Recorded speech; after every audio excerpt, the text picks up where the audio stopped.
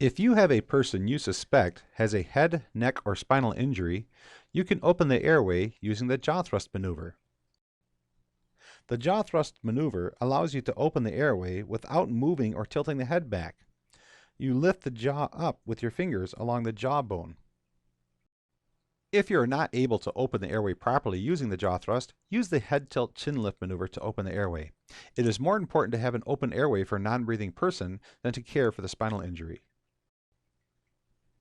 You would suspect a spinal injury when the victim complains of neck or back pain, tingling in the extremities, or weakness. The victim was injured diving into shallow water. There is obvious head, neck, or back injury. The victim was an occupant, rider, or pedestrian in a motor vehicle, motorcycle, or bicycle crash, or the victim was injured from a fall greater than standing height. Some of the signs and symptoms include bruising of the head, especially around the eyes and behind the ears, blood or fluids in the ears and nose, seizures or changes in level of consciousness, impaired breathing, vision, or body movement, severe pain or pressure in the head, neck, or back. Now we will examine the jaw thrust maneuver in detail. First, firmly and securely place your hands alongside the victim's face.